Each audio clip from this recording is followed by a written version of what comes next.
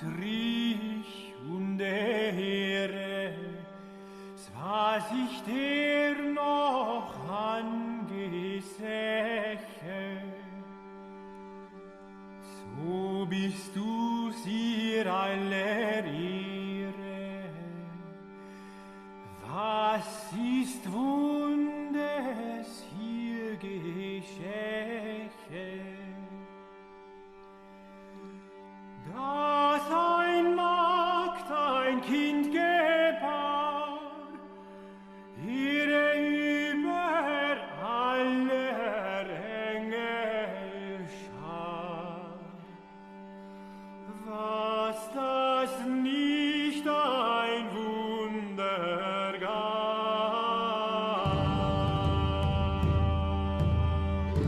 This is The New Right, a podcast for the lost arts, reclaiming the literary holy land from the heathen. This is Dan Baltic. And this is Matt Pegas.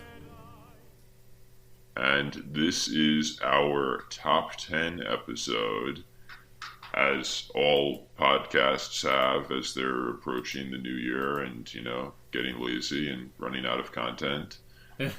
That's, right. But we crucially have produced a lot of really good content this past 6 months or so. And this gives us a chance to revisit our top 10 things that we have read this year. Right. It's our, originally when we talked about doing this, there was a notion of like, are we going to do a top 10 books of 2021 thing? I will be totally above board here. I probably have not read, I unlike the most of the population, I have read 10 plus books this year, but I've absolutely not read 10 books that were published in 2021. 100% not. Yeah. We've read 10 books, but those books have been published in many different years. Right. And, it's good that we've even read 10 books. As It you say, is. most people don't. It is good, and we're not a fully funded operation here. We don't have a stack of what's the word, review copies on our desk. If that were the case, then maybe we could whip out such a list. Maybe in years future we'll have such a list. But for now, this is our top 10 / year in review. The first, I would say the first year of New Right, but it's actually the first. It's not even. We haven't even hit the 6-month mark yet. That's crazy. It feels like crazy, you've actually, done a year of work, frankly. It does. We've definitely put a lot of work into this podcast this year. But yeah, but within those first 6 months, episode, August. Yeah. We've only been doing this for 4.5 months at this point. For 4.5 months. I think this is this even episode 10? I don't know. I mean, I'm proud of the work this is we've done. 10. We'll talk about this it. is episode 10. All right, it's perhaps a good number to end on. Although actually, not the audience doesn't need to hear this, and maybe I'll edit it out. But we may end up posting this as episode 11. Oh, correct. Yeah, no, that's but true. Anyway. This is the stocking stuffer episode. If all goes according to plan, this will be dropped, I don't know, December 27th, December 28th, something in that department. For all the good little boys and girls of New Right. Yes. You gotta whip out the metaphors this season. Yeah, I don't know. Do you want to start getting into the list, or do you want to? We could maybe we could talk just a tiny little rehash of. I guess this will go along with the list, but basically how this podcast came to be, and yeah, good, yeah. I will go along with the list in many ways, and we can kind of do it seamlessly. But basically, the story is. Dan and I met on Justin Murphy's forum, and see, even that wasn't exactly the beginning of the year. It was March of this year. True, and developed a virtual friendship over a shared interest in fiction and writing and publishing, and the sense that the type of work we were doing, it was not going to find a home in anything remotely mainstream or anything lucrative in the traditional publishing industry. And New Right was basically the product of a long email exchange, and I will credit Dan with the idea. He asked me one day if we should start a podcast, and my first reaction was that everyone starts podcasts. I don't does the world need another one? which I think may or may not be a theme of one of the items on our list for 2021 that we'll get to. But I'm glad we started it. It's been a really incredible creative outlet for me. And as with anything else creative, you don't really worry so much about are there too many podcasts out there, or even if there's all that many people listening. What you worry about is, do you get something out of doing it? And I can very much say that I've gotten a ton out of doing every episode we've done. I've learned a lot, as we kind of talked about in the Kevin Kautzman episode. The whole social dimension of art and of writing, this podcast has really become that for me, and I hope to grow in the new year. I hope that we, one of my favorite podcasts, The Perfume Nationalist, one of the most successful podcasts from our sphere, is very much a network of people. And, I think at this point, New Right has a small, compact group of people that are following it, that are, posting and tweeting. So many of whom are former guests, but nevertheless, that's how it starts. And I hope we can grow that network and kind of lean more into that social element. 100%.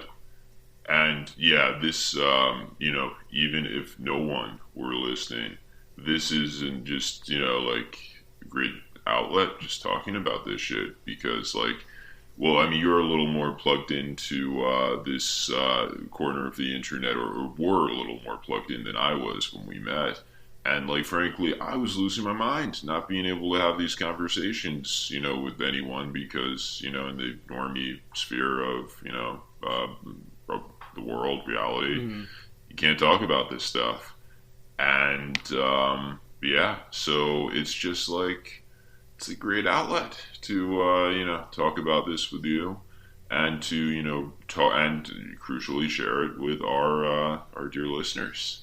Right. And again, I reiterate, as with great writing, as with a lot of the writing that we explore here on this podcast, it's all about, finding stuff that's honest and truthful, not necessarily pleasant all the time, but, talking about these important realities. And yeah, the goal is always, if you feel this need to express it, then that is in and of itself, in writing as in podcasting, I would say. Absolutely.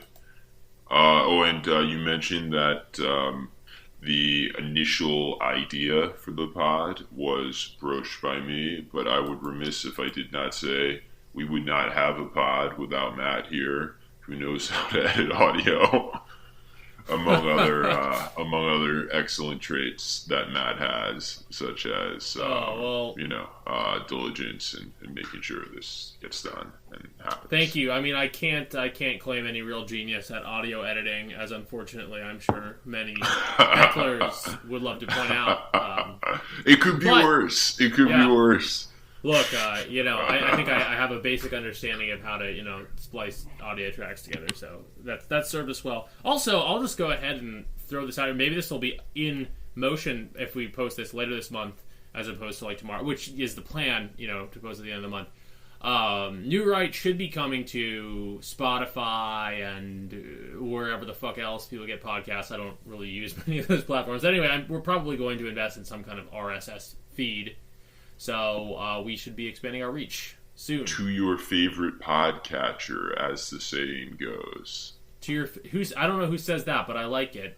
Your favorite podcatcher or whatever. One of these, I feel like with every pod, they're you'll find it on your favorite podcatcher. That makes sense, given the way that I'm learning the way that RSS feeds work. That kind of catches it, so to speak. So that makes sense.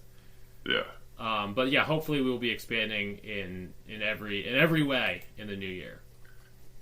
We're getting big, as they say online. You got to get big in 2021, 2022 to survive the coming years. Get big, get strong, eat raw meat. Yes. And that brings us to our first entry on the list of the top 10 things we've read this year. And that would be Mr. Michael Ma and his two books, Harassment, Architecture, and Gothic Violence. Yes, it's a little 2 in 1.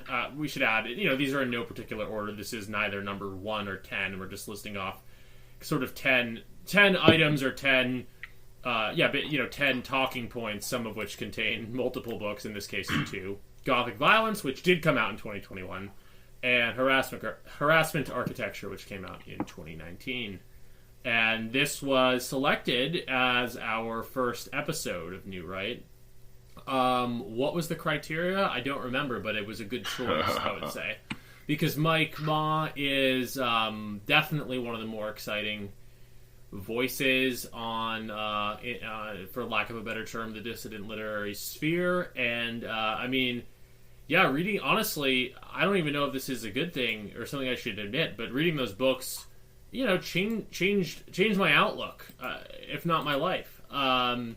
I am not a subscriber to as we talked about on the show, I don't exactly know what Mike Ma stands for in every instance. I'm not co-signing on all of it, but kind of like when I read Bronze Age Mindset way back when and other of these sort of red pill books, definitely Mike Ma's sort of aesthetic vision and his, again, for lack of a better term, sort of philosophical vision really has been a major influence on me these past 6 months. Yeah. So just to do like a recap of what the books are, like you, in case you haven't listened to our pod or, are not familiar. So they are kind of a semi-first person novelizations of a sort of, I guess, like trad eco-terrorist philosopher.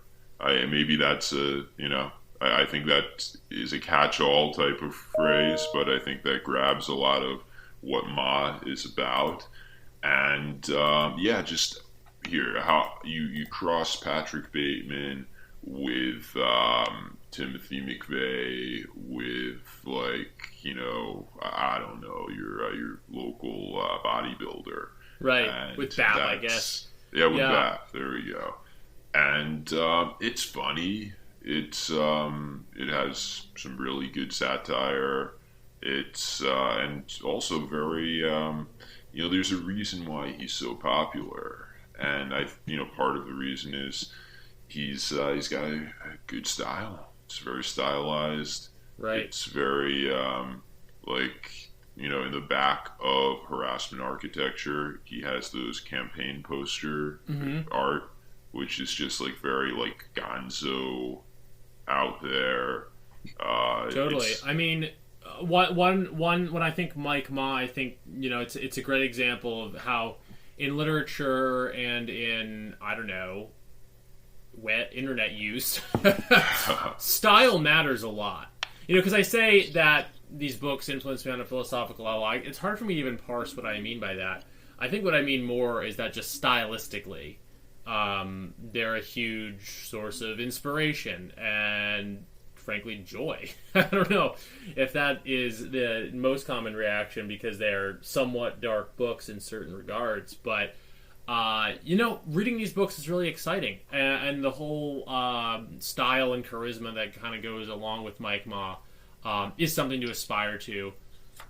Case in point, I guess I mentioned on the podcast that he has this massive Spotify playlist, which for someone controversial like Mike Ma, it's kind of arrestingly like these are just like good kind of pop and like emo rock songs, and I still listen to that playlist like almost every day. I don't know. Oh, wow.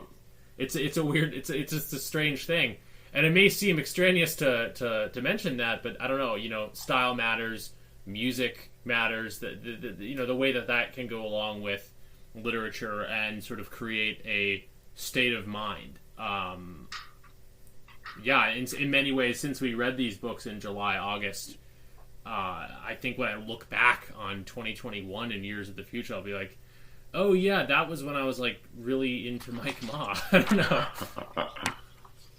Yeah, no, that it was the white boy summer, and right. Who is a bigger white boy than Mike Ma? For sure. So Yeah, I guess that's the feather we can put in this cap is, Gothic Violence was the book of the white boy summer. Now moving to another white boy, Heartiste. I think all of our people might be white boys. Is this a problem? Oh fuck, we're gonna get canceled. Damn, Matt, it's been a good run. I think we're done. We got a couple Jews on the list, so we're good. That's true, we do. Well, one and and a half. Maybe 1.5.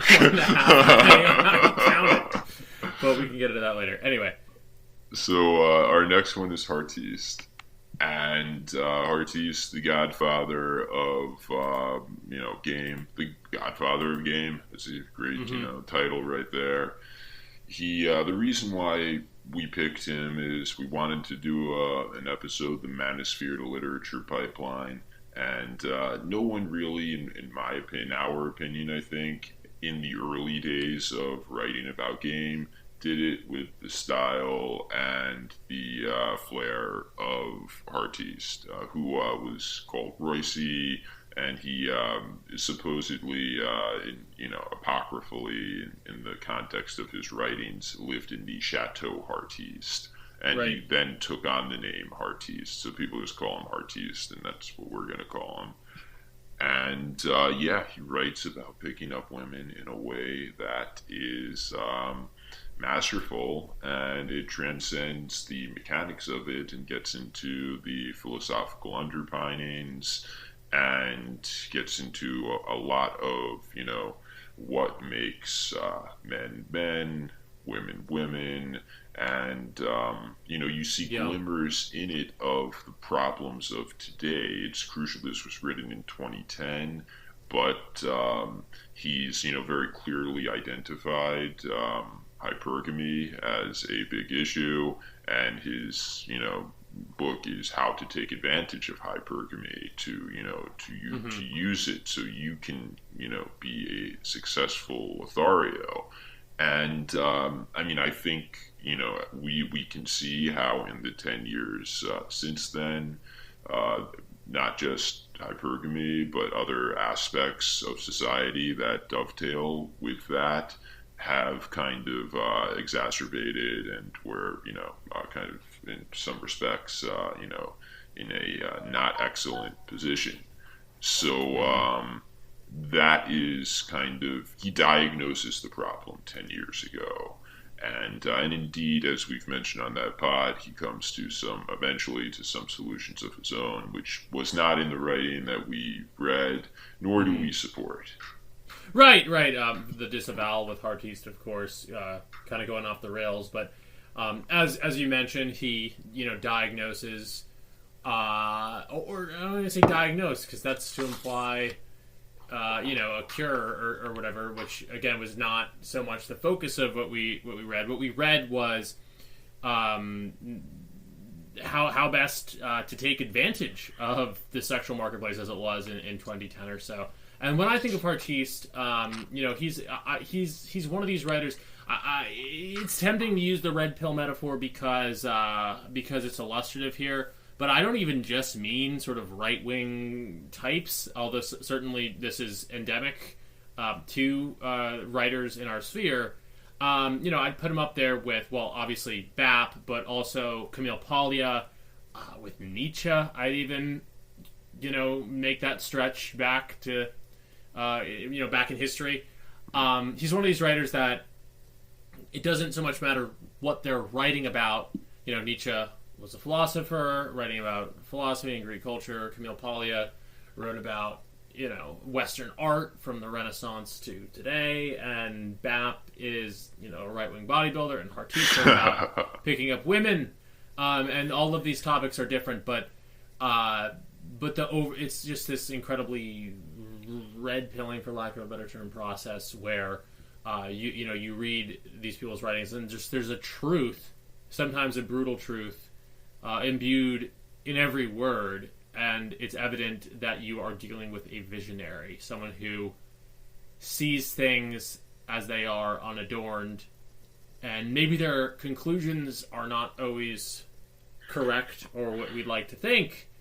But that basic visionary quality is evident on every page, and I mean, these are some of my favorite writers to read. Agreed.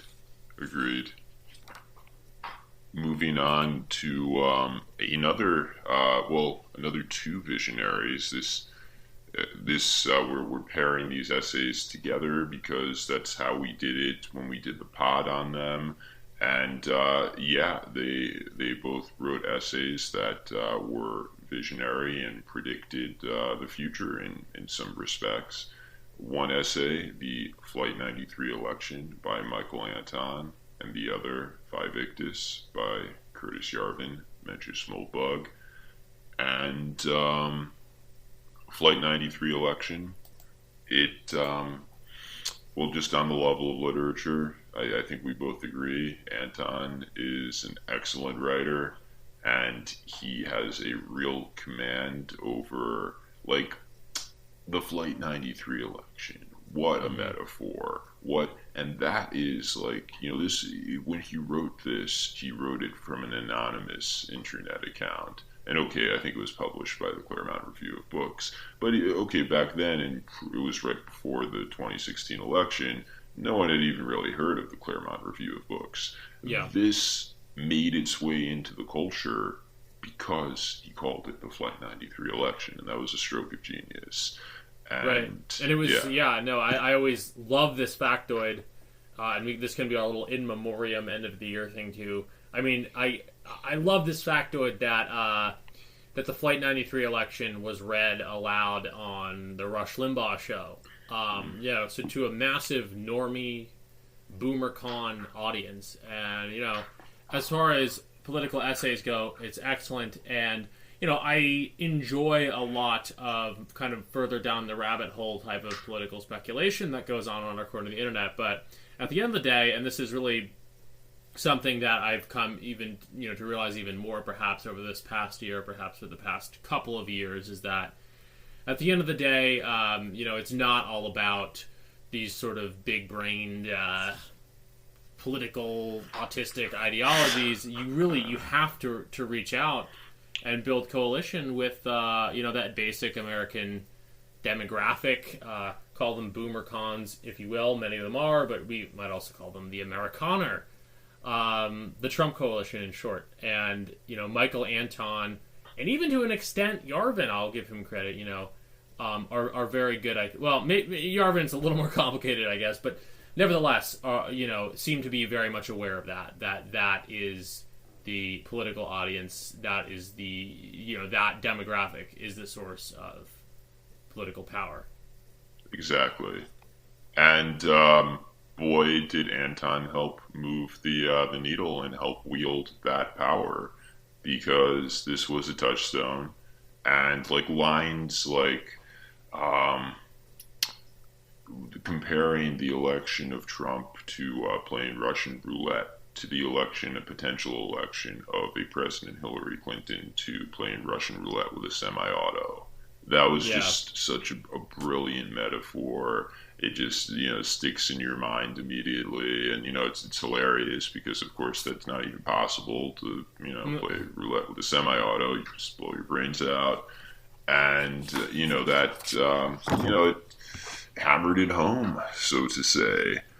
And Yarvin obviously has a somewhat different style, a little more, as I think you've said, Matt, big-brained, a little more very online. But even so, still, speaks plainly, truthfully. And, frankly, in the wake of the 2020 election, there were not that many, pieces about the legitimacy of that election. And for very good reason, the media won't touch it. And, there just isn't that much alternative voices out there. Right. And so Yarvin is one of them. And I think he wrote, a very prescient portrait of what happened. And essentially, and it's the same thing I said to you on the pod, and I think I said to you before the pod. You'll never really know, and politics is dirty, and frankly, it's always going to be very close from now on because the country is so evenly divided, and the one who cheats better is going to win, and the best cheater is in some respects the legitimate president, because if you're the better cheater, you're more powerful. Right.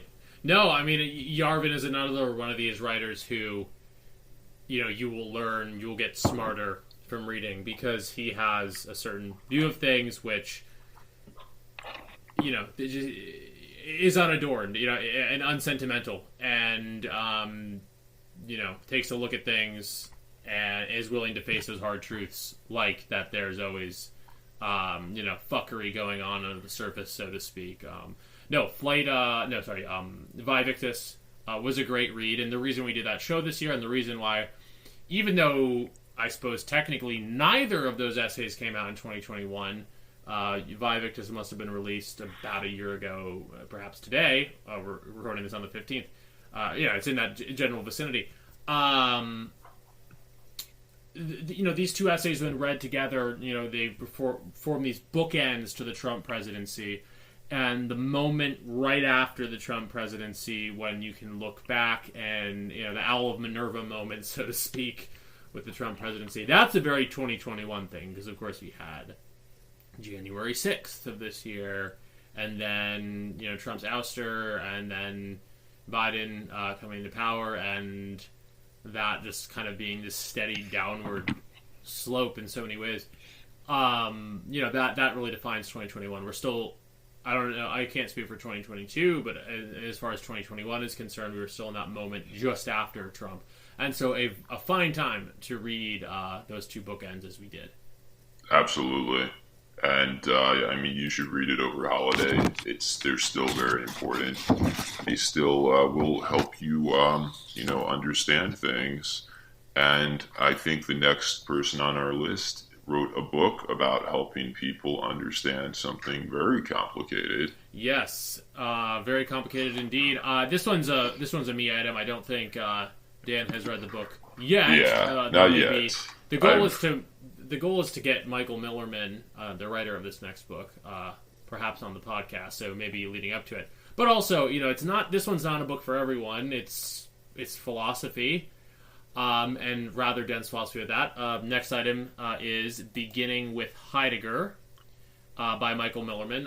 Michael is a Canadian-based former, a PhD in political science, who Beginning with Heidegger is basically the published form of his dissertation, published by Arctos, late 2020. I read it at the very beginning of this year. I think I literally read it on my plane trip back from the holiday in 2020, for Christmas in 2020. Wow. So, very much a top of the year item for me. I've taken a couple of courses with Michael Millerman. The last one was at the beginning of this year with through Justin Murphy's company, Other Life Co., which is also ties into meeting Dan and starting this podcast, because that's the reason I was on Justin Murphy's forum in the first place, was as a place to talk about this course that I was taking, actually not on Heidegger, but on Leo Strauss. Anyway, to summarize the book, Beginning with Heidegger, again, Michael Millerman's dissertation, published form from Arctos, deals with the influence of Martin Heidegger, who is a philosopher that I, like many people in our sphere, have been interested in for some time. Really complicated, and in many ways, you might say dense philosopher, though I think deceptively so. I think once you really delve into his thought, maybe it's not as complicated and strange as it seems, and no one better to introduce you to it, perhaps, than Michael Millerman in this book. And he summarizes Heidegger's views in general, but more so talks about their influence on Richard Rorty, Leo Strauss, Jacques Derrida, these basically philosophers from across the spectrum since the time of Heidegger, since the early 20th century, how these various philosophers, one of them, Rorty being an American liberal philosopher, Jacques Derrida being a post-structuralist leftist, Leo Strauss being the godfather of neoconservatism, so to speak, all took either influence from Heidegger or had to pass through the thought of Heidegger. And it's a very compellingly laid out essay. And again, not necessarily for everyone, but if you are interested in understanding Martin Heidegger's philosophy more, and it's something that I would advocate as someone interested in philosophy, then Beginning with Heidegger by Michael Millerman is a very good book for you. I left one name off of the list of philosophers that Beginning with Heidegger covers, which is Alexander Dugin, the Russian, I'll just call him a Russian philosopher because I don't necessarily believe that he's a fascist as he's accused of being. And I didn't leave that off on purpose, but it's fitting to end talking a little bit about Dugin because Dugin is also is another philosopher of a lot of interest to me, and another philosopher of a lot of interest to Michael, and someone he's translated. He's pretty much the primary translator of Alexander Dugin into English, I guess, as well as Richard Spencer's ex-wife, Nina Capernova. I think, I'm not sure if there's been any other translations except by Michael Millerman and Richard Spencer's ex-wife of Dugin into English on any kind of extensive basis. I could go on. I hope we get Michael Millerman on this show and that we can go more into this. But basically, the reason why Millerman, who is a very, very nice guy, he has a family. He's not what you'd think of as a dissident per se, and he's certainly not an extremist. But he was effectively canceled from academia for his interest in Alexander Dugin, and had to publish his book with Arctos, which I like Arctos quite a bit. I'm not trying to slander their name in any way, but obviously Arctos is fairly right-wing publishing outfit, but that is the only place I would take Michael's work. What were you going to say, Dan? So, Sorry. like many, or maybe not like many, but I did read Heidegger in college. Don't remember virtually any of it, so I am a prime customer of Michael's here. And I'm looking forward to digging into Beginning with Heidegger so I can, remember what I once knew. Yeah, for sure. I mean, that's the boat that I was in. I was long into Heidegger, and I kind of, a few years after college, have just been like, oh, Heidegger, I don't really remember what any of that was about. And then one day, it kind of hit me it would actually be good to know what that was about. And between that and kind of reading some of largely Michael Millerman is kind of the person I've been reading about, on Heidegger. And as well as I actually took a course with Michael on some of Heidegger's work that in 2020 into the beginning of this year brought me to a point where, I feel like I have some idea of what Heidegger was saying. However, this is all about 9 months in the past, so I've probably forgotten it all again, and will need to be reminded.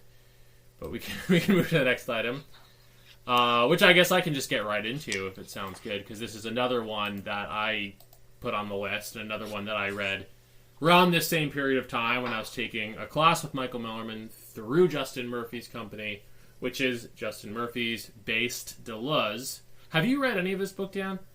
I have not, but it is also on my list, like Michael's, and I've heard that it's pretty good. It is pretty good. Based Deleuze is a relatively quick read, quicker than Beginning with Heidegger, I would say. And it's a really creative take on the manner in which the thought of a philosopher as ostensibly leftist as Gilles Deleuze actually has quite a bit of resonance with, for lack of a better term, the based and the base sphere and our corner of Twitter. And in Deleuzian form, it is not a sort of analytical philosophy, premises, conclusion, argument. It is a rhizomic, like a mushroom, like a colony of mushrooms type of book, which deals with different topics one by one. And there's a lot of just gems of wisdom. The one within Deleuze's work, evidently, but also within Justin's book. The one that I remember perhaps most particularly and that affected me the most on an existential level being, this is going to sound obnoxiously academic, but Justin Murphy's reading of Deleuze's reading of Nietzsche's concept of the eternal recurrence of the same, and the notion of not simply rolling the dice and always loving fate, not simply loving fate in the sense of being a hedonist, but rather grounding one's commitments, grounding the circumstances of one's life, and affirming all of it. Not sure it's something that I could unpack in the span of this episode, but it had a pretty big influence on me. And Justin Murphy, who is, Justin Murphy has, and related to that concept I just talked about, Justin Murphy is known for having a arranged marriage service that he will provide to those interested, as long as they're serious. And I have not utilized that and won't, but Dan and I were inadvertently introduced by Justin Murphy, perhaps in a similar fashion. And this podcast bound for life, the product of our union, the union of minds. Which Justin Murphy's probably busy, but he should know he's responsible for New Right on a profound level. It, I'm sure, will bring him great joy, and we would love to have you on the podcast sometime. So, let's do it. Moving on, I think, to the next one. Now, this is a play. This is not a book, but nevertheless, plays are often read as novels, or they are read as well as performed and observed. So, Moderation by Kevin Kautzman is our next entry here, and this holds a special place in my heart because I am a fan of theater. And theater, as anyone who is even passingly familiar with that industry can tell you, is probably the wokest, least creative space among the various artistic mediums today. Anything that is the slightest bit honest will be crushed under the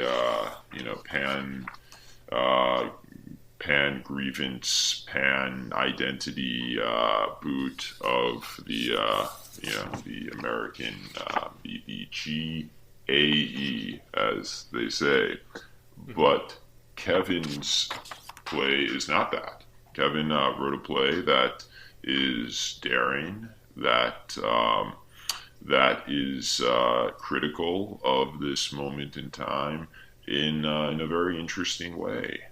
It's about a content moderator at a Facebook-like company that he has an assistant, and he forms an unlikely kind of fixation on his assistant while they both run the gauntlet of moderating content, which is essentially kind of subjecting yourself to disturbing images all day long in a Clockwork Orange-like fashion. And this serves as, a great vehicle for exploring the inhumanity of technology, the inhumanity of male-female relations today, and it's a great exercise in something that we have described, but we have talked about how Strauss has described it as writing between the lines. Yeah, no, absolutely. I mean, I think I already said quite a lot of effusive things about. Is effusive a positive word? I'm losing my words. Okay, so I thought about moderation on the show we did with Kautzman. But what I'll say now is just that it, after years of not really thinking about theater, it is a play that reminded me of what theater can do. It is, a quite profound, and very simple two-person show that manages to do, in the way, as you said, that it explores technology and the relationship between the sexes and so much else. What a millions and millions of dollar budget movie would be able to do, but in a very simple and direct way. And in terms of the writing between the lines of it all, there too, it is a play that it doesn't wear any kind of ideology on its sleeve. Rather, it is interested in finding the truths of our time, within the details. And in the case of this play, a lot of it revolves around, sifting through, hours and hours of heinous content online. We're kind of all content moderators, and even though we don't all have this job that the characters in Kevin's play have, it is quite crushingly relatable. And another way I'd pitch it is that it's like Joker, if without all like the gay bullshit that is kind of gets caught up with Joker. Like it's like that movie Joker in terms of the way it hones in on that kind of personality. But rather than some fictional, war between the rich and the poor comic book setup, moderation goes deep and cuts to the truth. Agreed. It's similar to Waiting for Godot in the respect that it's two characters who are kind of both waiting for some form of deliverance, and it's really an emblematic play for our time, in that we are all kind of like atomized, mired in this this social moment, and waiting for either that promotion to get into the elite, and you think that's a concept in the play. Waiting for love, that's one of the concepts there. He's trying to form a connection with his employee, and waiting for God, and at the end of the play, we kind of get a glimpse into what that wait might entail. Right. And I won't say any more, but Kevin, I don't think anyone watching this, regardless of what side of the political aisle you're on, and chances are if you're listening to us, you are culturally on the right side of the aisle. Which is to say the correct side of the aisle. Mm-hmm.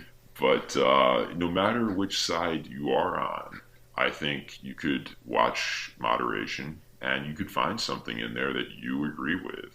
And frankly, you'll probably think that the author agrees with you too. And that's, in my opinion, the sign of a good writer.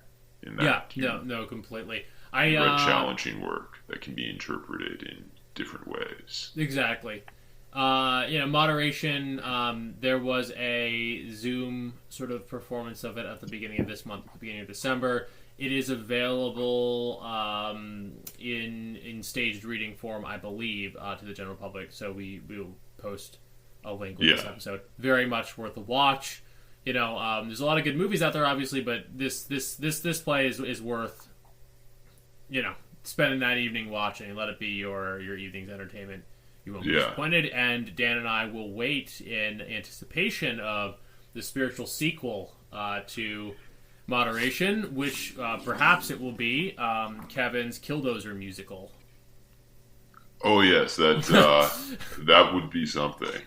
That would be something. Yeah. I mean, and I'm not even just kidding here. Like, the Killdozer musical, I think, would be the spiritual sequel to this play, and I will leave that as a breadcrumb to, for people to figure out what may or may not happen in moderation.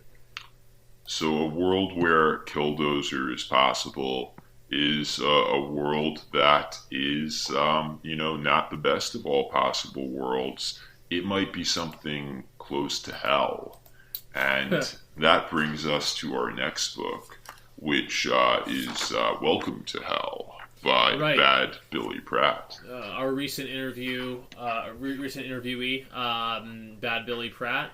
Welcome to Hell, I think, released by that. Here is another book that was actually released in 2021, to its credit, by Terror House Press in June of this year.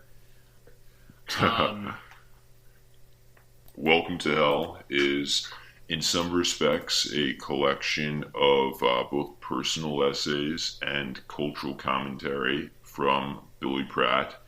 And really, we describe him in that episode as Frog Twitter's Chuck Klosterman, and I think that's apt.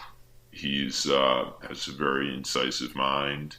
He looks at, a lot of, cultural phenomena, and has the types of insights that, frankly, you would get canceled for in the mainstream. You can't write these types of, cultural commentary essays. So he's our guy there.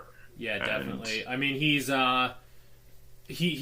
Frog Twitter, Chuck Klosterman meets Delicious Tacos, of course. The comparison is inescapable, given sort of the way he writes about personal relationships and sex, and the general atomization and hellish nature of our world. But yeah, no, Billy Pratt was, I'll say, a really great discovery for me this year. His book was published the same month as my book by the same publisher, Terror House, and I always say this, when I bought that book, it made me very proud to be a Terror House alumnus as well, because it's a great fucking book. And Billy Pratt, he's a great poster as well. He's great on Twitter. Catch him pretty much reposting any and all horrific or clown world type news items with the simple caption "Welcome to Hell," often followed by a link to where you can buy his book, which is just about the greatest marketing scheme, but meaningful marketing scheme for a book that I've seen. And we would be remiss if we did not say that he has an excellent cover, which is a rendering of Casey Anthony, who is, a lead starlet in Hell. And this was drawn by none other than Matt Lawrence, who we did an episode, our first guest, and who has designed the New Right logo, as well as the Matt's book cover of Dragon Day, and all the Terror House book covers, and the book covers of Delicious Tacos. Yes, the illustrator of this whole scene in so many important ways. And definitely another shout out to Matt for being our first guest. We both enjoyed his book as well. I think we wanted to also just kind of highlight Terror House as a great publisher.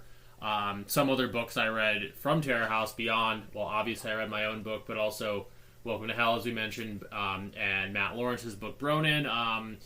Another great few books I read this year were Andy Nowicki, the original quote-unquote alt-right novelist, republished a lot of his books with Terror House, so those are definitely also up there for me in terms of what I read in 2021.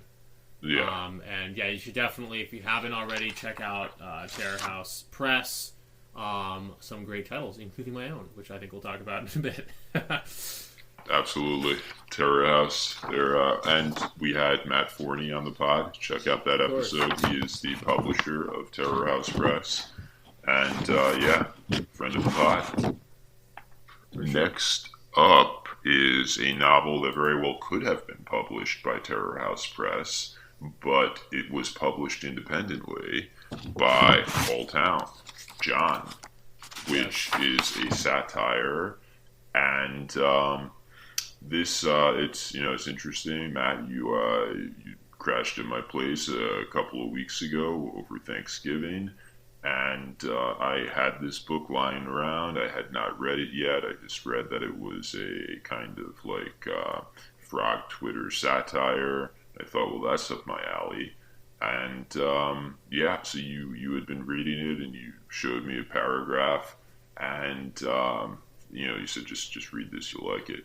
And the paragraph was going like, John, who is the protagonist, thought about writing a book, but he realized books were gay. And he thought about painting a picture, and he realized that, that was stupid. And then he realized that the best thing that he could do would be to do the most brilliant thing of all, which is to start a podcast. And that was, very much up our alley. What you say is true. I was crashing at your house a few weeks ago, and it's not the longest novel ever, so I was like, I'll read as much of this as I can before I leave. I didn't get actually that far because we were kind of busy, but I got to that key paragraph where it's like I don't know if you call it the inciting incident, but the moment where the protagonist, John, that moment where his life is irrevocably altered, and it's when he decides to start a podcast, which of course it's a little bit satirical. It's a little bit of that wink, wink, nudge, nudge thing I mentioned earlier in the show, where there's a certain resistance sometimes to start podcasts because it feels like it's something that every John Doe is doing. But nevertheless, I'm not discouraged by that satire. Obviously, it's hilarious. I haven't finished the book. I got to that paragraph, I showed it to you, and I don't know how it ends. I know you did read the rest of it, Dan. I don't know how much more you want to get into about it, but basically from what I've read, it seems like a hilarious book. It is a hilarious book. He really, Town has down the the kind of dramatic irony of writing something that as the author sounds stupid or dialogue or whatever, and that the reader will identify as stupid, but that the characters are taking at face value. Right. And it's something that is a literary technique, and I've used it a lot in NUTCRANKR, my own novel, and it's something that, in my opinion, when you come across lines like that, they're the ones that I laugh out loud at the most. For sure. No, that was another reason I told you like the paragraph, and we'll get more into this in a moment, is because it reminded me of your book, of NUTCRANKR, because of that kind of dramatic irony. Last thing I'll say about what I've read of John by Paul Town is that, I think I even said this to you, because I probably read that first bit that I probably read in 2 sittings, and the first one I'm like, I don't quite get the tone of this yet. Like, it felt I wasn't sure how sincere it was. Obviously the character's name was John Doe, so I knew there was something satirical going on, but like, in a lot of ways, Paul Town is just describing a pretty relatable everyman, and I almost found it like it felt almost more sincere than I was expecting. But then I got to that point, and it was kind of interesting from a literary mechanics point of view. I got to that paragraph where it says he would start a podcast, and it's like this kind of vaguely ironic thing. And immediately I got, to what this novel had been leading up to, and I'm excited to read the rest of it. It quite literally takes off from there, because I don't think it will spoil it for the readers that his podcast is quite successful. And so successful it is unbelievably so. And so as a reader, someone who maybe is in this corner of the internet thinking about podcasts, him or herself, well, the idea that you would record a podcast and then get paid $10,000 by Chuck Palahniuk to fly out to LA after your first episode to do a podcast with him, that's pretty fantastical. But that is Oh just man, is one. that what happens? That is Christ. just one of the things that happens to our man John Doe. It sounds like a wonderful fantasy novel to inspire my own fantasies. Yeah, I know. I mean, like, if it weren't for the fact it's a complete satire, I'd feel a little shitty reading it myself. But that brings us to a novel that, in some respects, is satire, and it's a good thing it is, because there are some things that you certainly wouldn't want to happen to you. And that is a novel by you, Matt. Dragon Day. Yep, to put my own book on the list, or maybe it was you who put it on the list, Dan. But we're gonna talk about it briefly in any case. Dragon Day. Go on. I better be coming from you. Dragon Day is, and I think this distinguishes it from a lot of other literary works in our sphere. Matt, he sat down and wrote a proper novel. This has real characters. This has character development. None of them are Matt, as far as I can tell. I certainly hope that they're not Matt. So Matt wrote a novel about a kind of incel loner type who goes to a school that is kind of Ivy League, or very fancy very much liberal like arts that milieu, yeah. type college, set in 2016 in the ferment and fervor of the Trump election, or the first Trump election. Mm-hmm. And actually, I'm going to be pretentious and cut you off right before, because I purposely didn't want to write about Trump and about that being in the background, so I purposely said it in 2015, right before. Okay, yeah. Yeah. No, I didn't mean that as an actually factually kind of thing. I meant it more just to, No, conversation. Yeah. But it is right before that moment. But nevertheless, I can see why you'd say 2016, because it was meant to capitalize on that moment, sort of right before. The social change that was afoot, and so this main character, Toby, he finds himself to be a bit of an outcast, and doesn't really fit into the frat and whatever culture, but he makes a friend in the gym who is he runs into someone named Professor Wallingford, who is modeled on probably a number of kind of notorious characters from our side of the internet. I don't know how much more you want me to suggest or imply. Oh, yeah, no. Just basically that Professor Wallingford, the sort of villain or antagonist of the novel, is an ostensibly young and handsome, ostensibly leftist professor who is kind of an esoteric fascist of sorts, who has a sort of secret teaching that he teaches to an inner ring of disciples in which he inducts our protagonist. The best, my favorite, or actually a lot of people have said a lot of nice things, but one of my favorite, one of the very early things someone said about it, was my, I don't know him super well, so I can't just be like my friend, but one of my online buddies who is a long-term proponent of dissident literature and the alternative literature scene, Ben Arzate, when I sent him my manuscript, said it reminded him of The Secret History by Donna Tartt, as if it was written by Michelle Houellebecq. I like to think of it that way myself. I did, years ago now, because I was working on the novel for a matter of years. But I did read The Secret History, which is a great novel from that 80s, 90s period. About it's actually a meme now, by the way. I was learning about the other week, this thing called like dark academia or something. It's like a TikTok trend, but anyway, it's like this whole aesthetic of like people who are super academic or whatever, and The Secret History kind of encapsulates that that milieu, and I think to an extent my novel does, and in a slightly different 2015 set way. That sort of, Gothic library steps type of imagery, and the notion of a just a professor with a massive ego and an inner ring of disciples. But that's the setting, secret history-esque. Some of the plot, a little secret history-esque. It gets a little violent, as the secret history does. But I like so many other writers on this list of our top 10, I'm also really influenced by Michel Houellebecq, and I'm interested in the theme of atomization and the decline of the West, and that those themes are very prevalent in Dragon Day as well.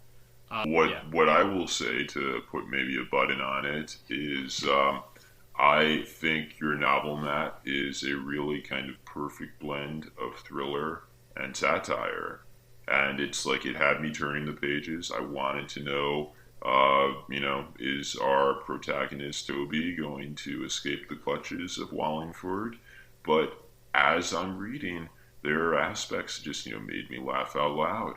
Like the first few pages where Toby is bemoaning his lack of manhood in a very anatomically obvious way. There's just... it's an excellent combination of a plot-driven page-turner and some really good comedic writing. So, well, thank you. Yeah. So you mentioned those first few. So you mentioned those first few pages in the book where Toby is bemoaning the size of his penis, which was sort of the original kernel that I started writing about, years ago. My whole, process as a writer and in projects I'm working on now even is my goal is always, and I would like to think, people like Houellebecq are similar in their ways, to find these just really extreme and weird emotions that one may come across in their lives, things that are sources of shame or embarrassment, and for better or worse, my goal is to always lean as far as possible into those, perhaps exaggerate them. And, just different notions of male shame and male feelings of inadequacy were sort of the initial spark for Dragon Day that I turned into a thriller plot. So I think that probably kind of is why thank you for saying so, that it's a balance between satire and thriller, is because, inevitably... I never set out, I don't really consider myself a comedic writer, but I've been told that some of my writing is funny, and I think it's because I'm just, again, as we do on this podcast, the writing we talk about, always just looking to hone in on that truth, because often the truth is the funniest thing. That's right. And, you do have to exaggerate it a bit, and I think that's kind of where the thriller plot line comes in. But on that note, I will also, Dan, add your book to this little top 10 list, which is... Thank you, Matt. Maybe it's kind of silly because the book is not out. It's, God willing, it's going to be out next year. But I read it. It's a great thing that I read in 2021. It's NUTCRANKR by Dan Baltic. Another novel like mine with real characters, a real novel, so to speak, and a real satire. Dan, you said that the Confederacy of Dunces was a major inspiration, and that... So I would call it a modern-day Confederacy of Dunces. Like, where would Ignatius J. Reilly, who's the main character of Confederacy of Dunces, who would he be today? He would be an incel edgelord, living in Brooklyn, walking around doing, crazy shit. And that is, in some respects, a very reductive description of NUTCRANKR. But, it whets the appetite. And, you've said this on past episodes, and we've actually had people, reach out to us over Twitter and say, oh, that sounds great. Which bodes well for how well the book will do. You publishers out there, it bodes well for how well the book will do when it is released. Listen in, guys. Appetite for this kind of thing. And, NUTCRANKR is excellent. As we mentioned earlier, it's kind of that similar tone to John by Paul Town, where it's a certain dramatic irony where the narrator says stuff that he doesn't realize, the delusions and the stupidity inherent to it, but the reader obviously does realize. I think similar to Dragon Day, it is a little bit of an exploration of that male sense of inadequacy, which as well as just to, generally living in an atomized society. And in that regard, it's very much in my wheelhouse, and I think probably very much in the wheelhouse of everyone listening. Definitely. And explores that stuff effectively. It's got a twist ending, I will also say. So, look out for that. So, just as a recapitulation of the plot, it follows around a man who is in his late 20s. He gets fired from his NGO job because they discover he has a Mencius mold bug style blog, and that doesn't really fly with them. So he gets fired in spectacular fashion. He bounces around, but he manages to preserve his sanity by seizing upon a new project, and that project is to transform the girl that he starts dating, who he meets through a BDSM website, into a literal slave trad girl for him. And, he sets about this, and, he's facing significant headwinds because he thinks that, he's going to prevail. But he, perhaps is being subverted by her and her leftist friends, and he runs into some trouble there. And when that inevitably unravels, he goes a bit off the rails, Matt.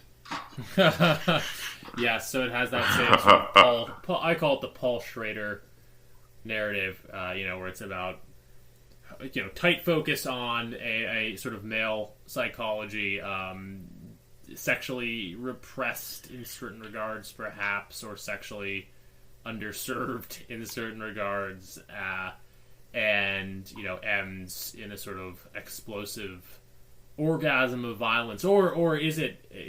You have to read it. You'll have to see how explosive it is.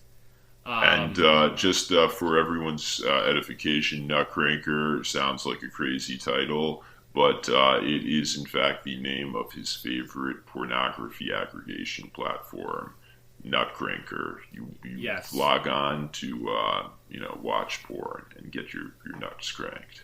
Exactly.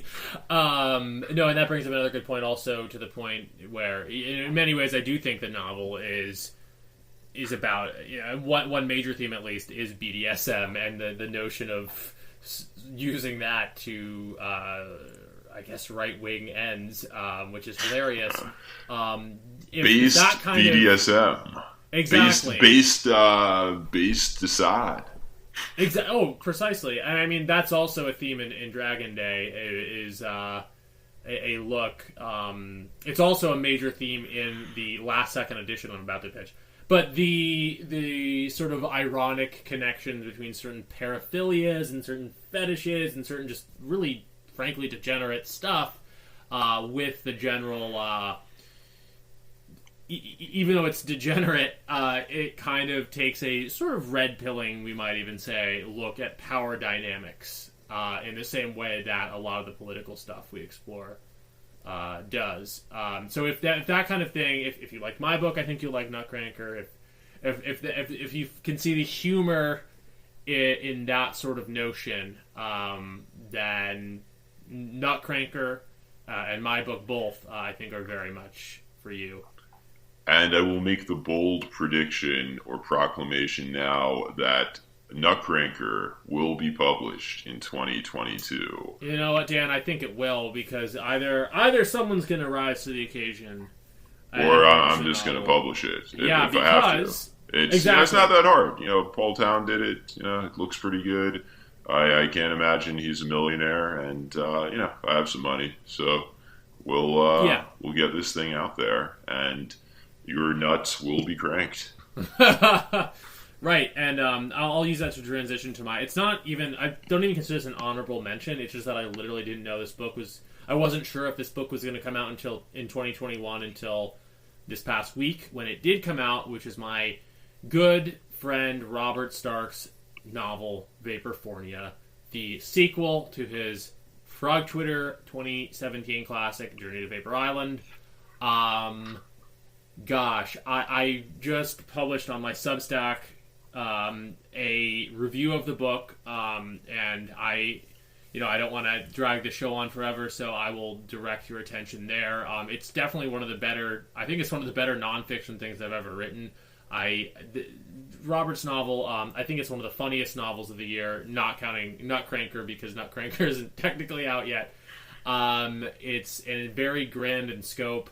Robert Stark is a California native. You may catch him blogging about that on Substack.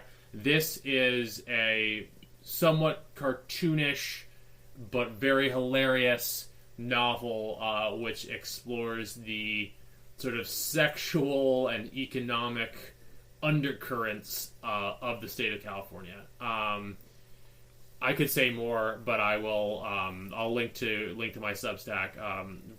Vaporfornia by Robert Stark just came out, self-published.